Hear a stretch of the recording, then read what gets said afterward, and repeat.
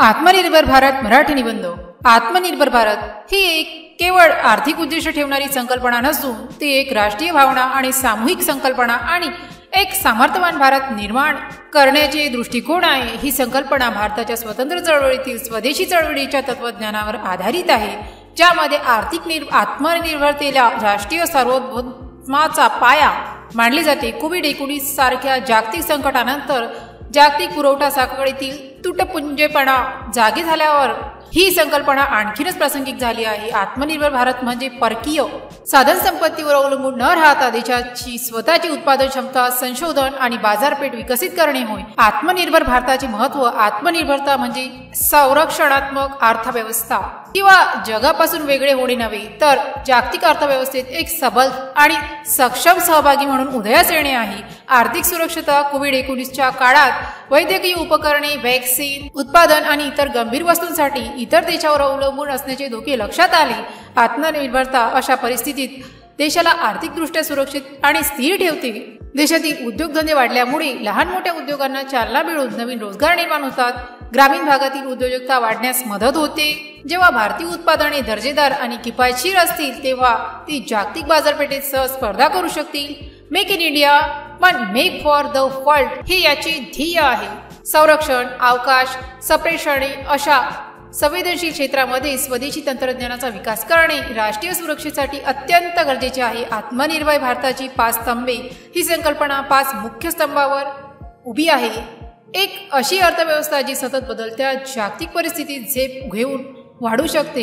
एक आधुनिक तंत्रज्ञानाने संपन्न अशी देशाची पायाभूत संरचना, रस्ते, बंदरे, डिजिटल नेटवर्क्स प्रणाली, एक अशी प्रणाली जी तंत्रज्ञानयुक्त भविष्याची गरज भागवते। विशेषतः डिजिटल इंडियाद्वारे जनसामान्य ही संकल्पना आता लोकशाहीच्या आत्म्याशी जोडलेली आहे। देशाची सर्व ऊर्जा आणि क्षमता त्याच्या नागरिकांमध्ये आहे। मागणी, देशातील मागणी आणि पुरवठा याचा चक्र चालू ठेवणे जेणेकरून अर्थव्यवस्थेचे चाक चालू राहील। सरकारच्या उपक्रमांपैकी काही महत्त्वाचे पाऊल आत्मनिर्भरता भारत अभियान।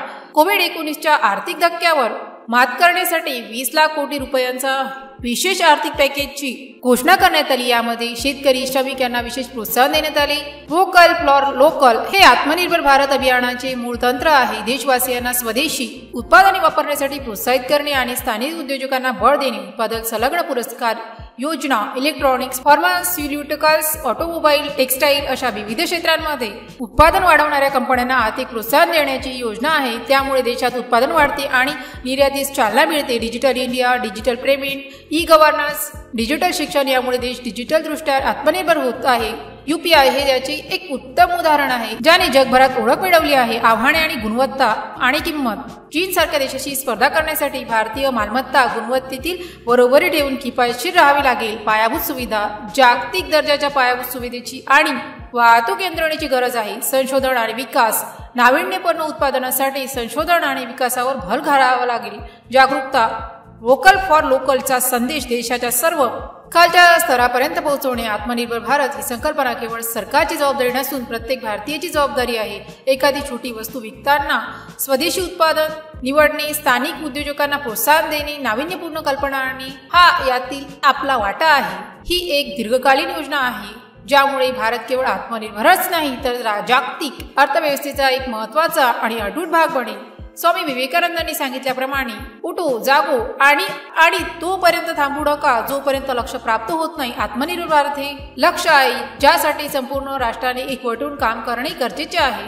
जर या पोस्टशी संबंधित काही गोंधळ असेल किंवा आपल्याला अशा कोणत्याही विषयाची माहिती हवी असेल तर कृपया खालील दिलेल्या कमेंट बॉक्सद्वारे आपले प्रश्न आम्हाला विचारू शकता। या पोस्टशी संबंधित आणखीन काही प्रश्न असतील आपण आम्हाला ते देखील सांगू शकता की आम्ही त्या समस्या नक्कीच सोडवू।